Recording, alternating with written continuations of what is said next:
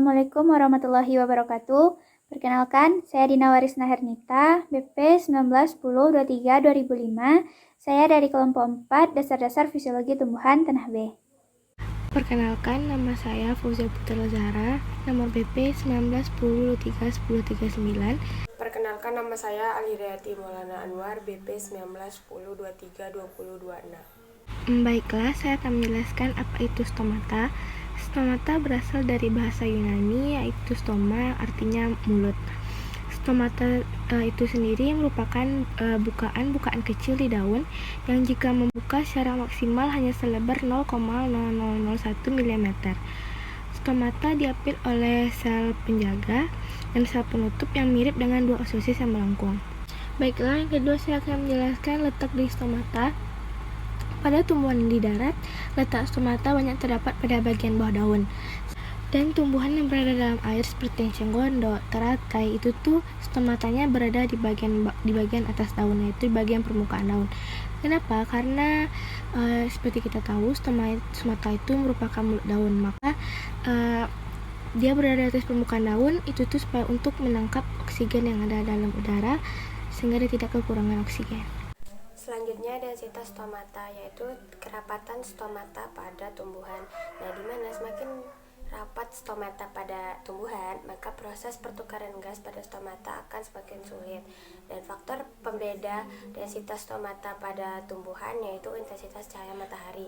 Di mana semakin tinggi penyinaran intensitas cahaya matahari, maka stomata akan semakin banyak. Selanjutnya saya akan menjelaskan mengenai tipe-tipe stomata. Yang pertama berdasarkan keberadaan sel tetangganya, yang terdiri dari yang pertama anomositik. Anomositik yaitu sel penutupnya dikelilingi oleh sel tetangga yang tak tampak jelas. Yang kedua diasitik, sel penutupnya dikelilingi oleh dua sel tetangga yang mana dinding pemisahnya tegak lurus dengan poros stoma. Yang ketiga yaitu parasitik, sel penutupnya dikelilingi oleh dua sel tetangga tetapi dinding sel pemisahnya searah dengan poros stoma. Selanjutnya yaitu anisositik. Anisositik yaitu sel penutupnya yang dikelilingi oleh tiga sel tetangga. Yang selanjutnya yaitu aktinositik. Aktinositik di mana sel penutupnya dikelilingi oleh 4 sel tetangga atau lebih yang membentuk atau tersusun secara radier. Yang selanjutnya yaitu siklositik. Siklositik adalah sel penutupnya dikelilingi oleh 4 atau lebih sel tetangga yang tersusun membentuk sebuah lingkaran. Yang kedua yaitu berdasarkan penebalan dinding selnya, yang terdiri dari yang pertama Amaryllidaceae. Amaryllidaceae memiliki stomata berbentuk ginjal dengan dinding sel bagian perut dan punggung lebih tipis dibandingkan dinding sel bagian dalam dan luar. Yang kedua yaitu Gramineae. Gramineae ini stomatanya berbentuk halter dengan dinding selnya yang tipis. Yang ketiga yaitu Mnium. Mnium ini memiliki bentuk stomata berbentuk ginjal dengan dinding sel perut dan sebelah luar lebih tipis dibandingkan dinding sel sebelah punggung. Yang keempat yaitu Hellebrouws. Hellebrouws ini stomatanya berbentuk ginjal dengan dinding punggung, dinding dalam, dan sebagian perut relatif lebih tipis dibandingkan dinding sel sebelah luar. Yang ketiga yaitu tipe stomata berdasarkan penyebarannya pada tanaman, yang dapat kita bedakan menjadi 1. Tipe apel atau murbe, di mana stomatanya hanya tersebar pada bagian bawah daun saja, yang dapat kita lihat pada tanaman apel, murbe, dan daun kenari. Yang kedua yaitu tipe kentang. Pada tipe kentang ini, stomata terdapat atau tersebar pada bagian bawah daun lebih banyak daripada bagian atasnya. Contohnya pada daun kentang dan daun buncis. Yang ketiga yaitu tipe oat.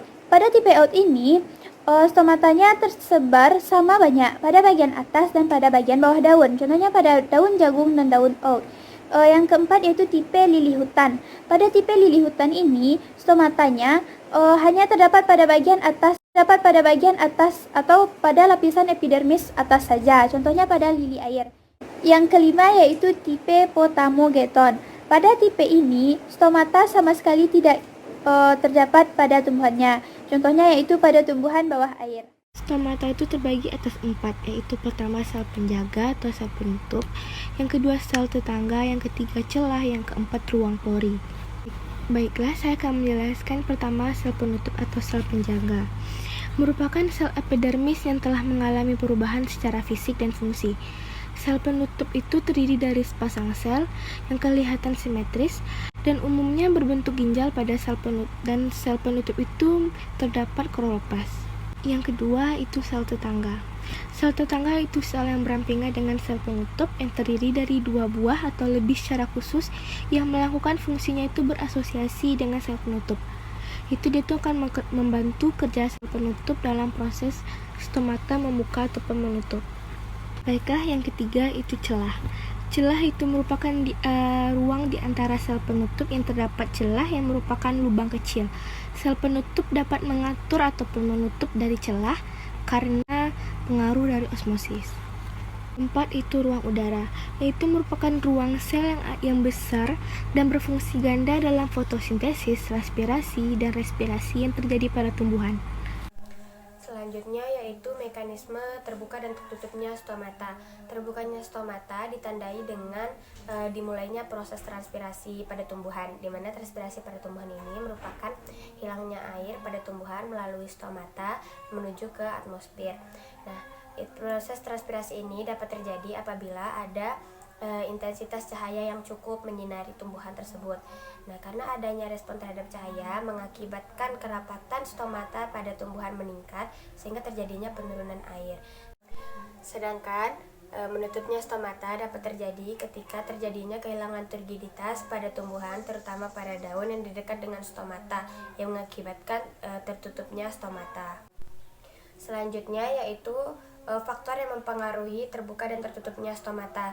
Faktor yang mempengaruhinya ada dua, yaitu faktor eksternal dan faktor internal. Untuk faktor eksternal ada intensitas cahaya matahari, di mana pada saat cahaya matahari tinggi, maka sel penjaga akan menyerap ion K+ dan air sehingga mengakibatkan stomata terbuka. Yang selanjutnya yaitu konsentrasi CO2. Semakin rendah konsentrasi CO2 akan mengakibatkan stomatanya terbuka, sedangkan semakin tinggi konsentrasi CO2, maka stomata akan tertutup. Selanjutnya yaitu asam abisat atau ABA. Pada saat cekaman air, zat pengatur tubuh ABA akan terbentuk di dalam membran sehingga mengakibatkan membran tersebut menjadi bocor dan mengakibatkan kehilangan ion K+. Nah, kehilangan ion K+ ini dapat mengakibatkan membran sel menjadi mengkerut dan stomatanya jadi tertutup. Nah, selanjutnya untuk faktor internal yaitu ada jam biologis. Nah, jam biologis ini merupakan jam yang mengatur waktu terbuka dan tertutupnya stomata, di mana pada saat pagi hari stomata akan terbuka karena stomata akan terpicu untuk terbuka karena pada saat pagi harilah terjadinya penyerapan ion K+ dan air, sedangkan pada saat malam hari itu terjadinya pelepasan ion K+, terjadinya pelepasan ion sehingga mengakibatkan stomata akan tertutup.